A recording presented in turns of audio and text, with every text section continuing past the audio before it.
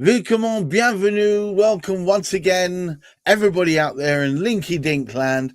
I'm very proud to say I've got in the studio Stephanie Mitchell Hughes, Resilience 2.3, 2.3, that's three ahead. 2.0 is her journey through all sorts of things from COVID, long COVID, dealing with workplace bullying out the other side. And now she is a flag bearer for resilience in work and in life. And today we're talking about an interesting topic. Welcome, by the way, Hey, Gareth. because today is the anniversary of an event that really changed the direction of Stephanie's life. Her long-term partner, her husband of a number of years, on this day left. Or a few And days before that, though. yeah, but the point was, this was the turning point for you. This is where the course of your ship changed direction radically. So you have a number of options when things change, especially when things change and you don't have control over the fact they've changed because they happen to you rather than you inflicting upon someone. You can either sit back and wallow and let events run you over like a steamroller, or you can take action and seek to do things differently. Tell me what happened next, Stephanie. Okay, so I want to say that my circumstance is that my marriage was over and I was on the road to ending it. But the most important thing was not so much, at least for me, it wasn't so much that my marriage ended, but what was important was the state that I was in when it ended. And also the fact that I had to reconnect with myself. I had to look at my own behavior. I had to really be accountable for my own conduct.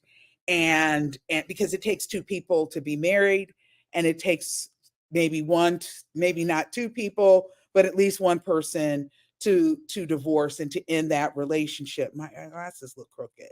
Yeah, Anyway, I was going to say is at this stage you were in recovery effectively.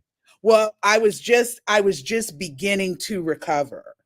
And I didn't know at the time, for example, I didn't know that at that point in those very early days, didn't know that I had been deeply depressed and didn't know it, didn't know, without knowing it for more than a decade, didn't know just what wretched shape I was in physically and mentally and emotionally. And it marked a point where I had to begin to rebuild my life. And one of the things that I learned over the course of the years is that um, this really is my story. It's really my journey. It's not anyone else's journey. And the other thing that I learned is that to really take stock of myself, to really own things that served me and remove those things from my life and really reckon with myself.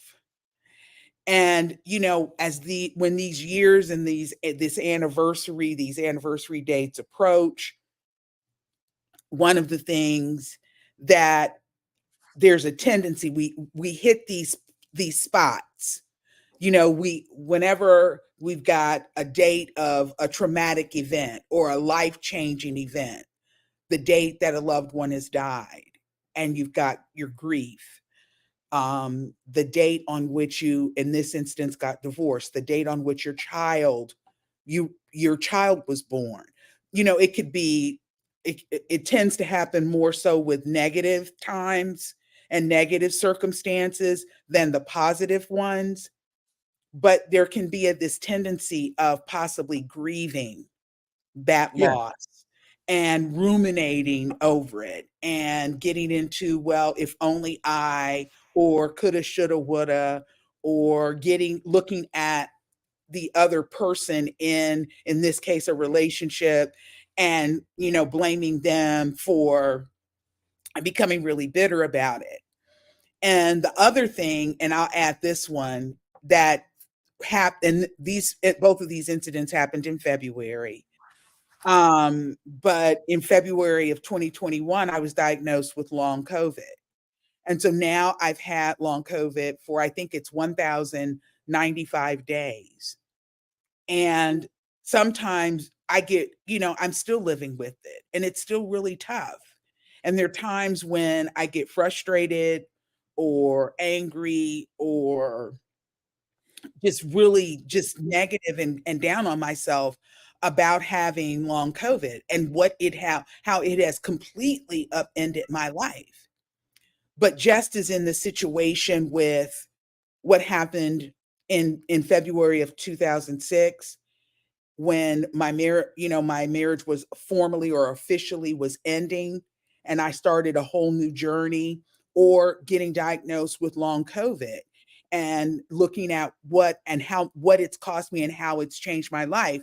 The question for me is, it's not, I'm going to ruminate on this, I'm going to get stuck in it. The question is, okay, where do I go from here? What is my way ahead? Right. And that's why I wrote, it's like Lot's wife looked backward and turned into a pillar of salt. You can look backward and turn into your pillar of salt, or you can look forward and look at how far you have come, how you may have changed, how empowered you are, how strong you are, what you have accomplished, what you have built of your life, and what have you. No life is perfect, no life is without trial or challenge, but what you can do is look at how far you've come. With respect to long COVID, because it can be so suffocating to deal with, and the way that long COVID patients are treated and basically ignored, our needs are ignored medically, especially, it's easy to just get completely suffocated and inundated. But for me, I have to turn back and look backward and look at and recognize and even celebrate how far I have come over those 1,095 days. That first year that I was out and I just basically was bedridden, and I just thought I was going to die. But then Yeah. I had to, but then it's like, okay, that first year, no, there were so many things that I didn't have energy, strength. I had extremely fatigued, all of that. Well, where am I today? I am able to go out into the world much more.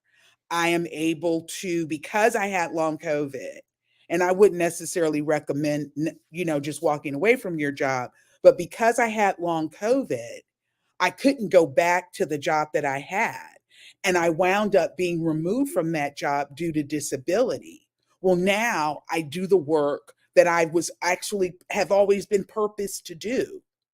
So it's like, I'm not going to look backward at what I feel like I have lost, or look backward and focus on that. Yes, I don't know how this road for me is going to end.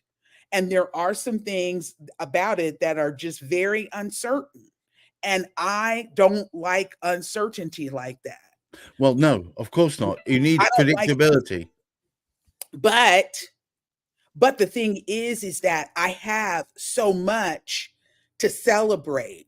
And if I landed on my feet, so to speak, and I'm able to go out into the world and interact with people and write more, we would never have met, Gareth, if I had not been removed from my job.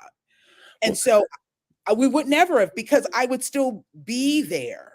And but the truth of the matter is, you can Mhm. never gainsay anything that's gone before. I mean, I was bullied incessantly for 10 years. I've had horrendous things happen to me. I've been accused of things, had my name dragged to the mud, exonerated myself in front of my peers, all that sort of stuff. But Right. then I realized that everything that I am now, the thing that makes us, you and I, bond together, is Right. part and part some level of shared experience, and Mhm. also being survivors Right. of these things. That's what perhaps draws us together. But you can't gainsay and wish. Well, I wish I hadn't had that bit. I wish I'd never been bullied. I wish I'd never had the court case. I wish I'd never had, because small changes, butterfly wings, or a beating of butterfly wings somewhere else caused the hurricane. Look, the point about it is, we should be thankful that we've actually succeeded in achieving where we've got to now. You should be proud of, and I think you are, of what you've achieved. The fact that you are a person of some standing. You've done a remarkable TEDx talk. You've managed to put yourself in a position where you can help others, which is Right. the truth, the true giving back. Yes. Yes. And so that I mean, that is the takeaway though, ultimately. And it just simply cannot be said enough. Don't look back, because what has happened, and yesterday's gone. And so look forward. And even if you were in those early days where you're like, I can just remember, not in those early days when it was like, here, this woman is I'm so deeply I could not even sort laundry. So I've got, yes, I am stuck in that mud.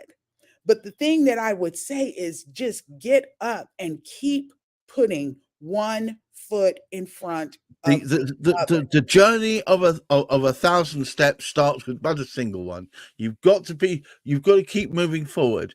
And sometimes you don't even need to have clarification of what the final endpoint is going to be. You Exactly. just got to Exactly. keep moving towards the light. It doesn't matter whether the light is an oncoming train or is in fact the end of a tunnel. You've got to walk towards it one way or the other.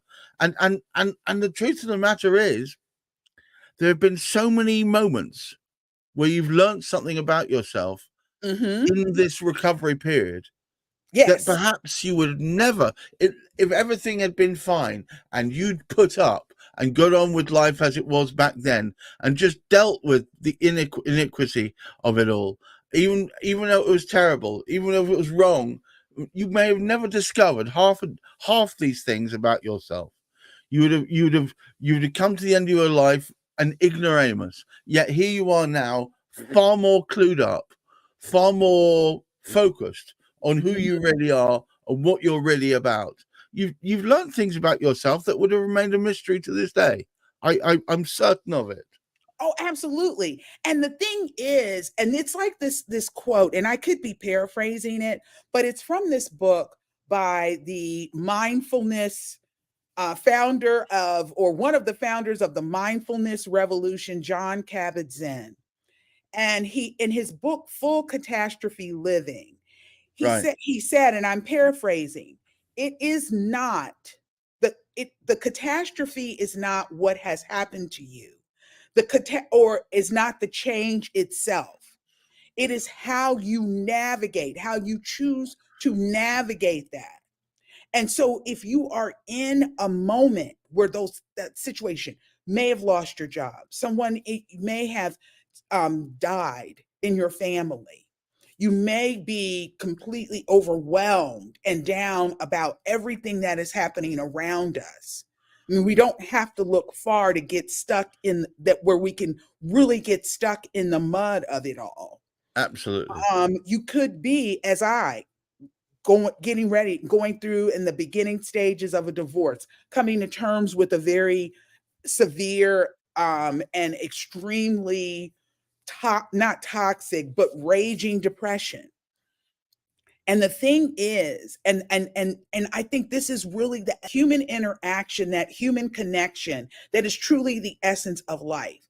And one of the things that I learned as these years have gone by is that when I started in February of 2006, I realized sometime after that that my life had become so narrow, and because I was just, my world had become narrow.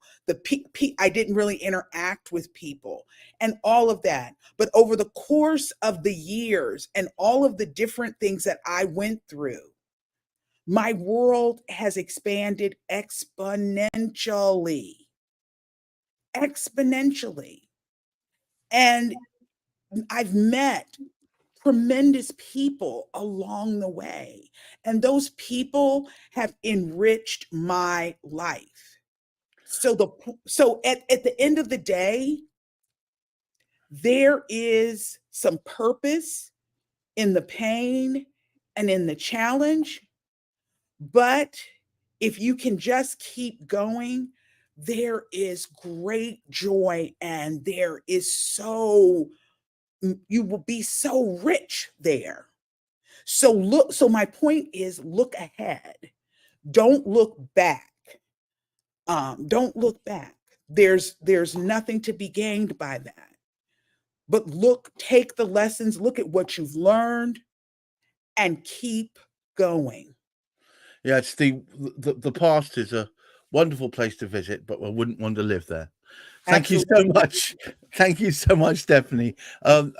Once again, another wonderful chat with Stephanie Mitchell Hughes. We tend to do this once a week. Do watch out, please. I love it when people randomly come up to me and say, "Who's that black lady you always having these animated conversations with?" They say, "Stephanie, you should follow her." The point about it is, there is something to be gained through this life experience.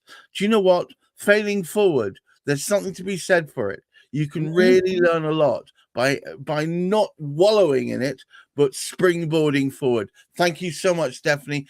Everyone listening, have a marvelous weekend, and of course, great mental health. Bye-bye now.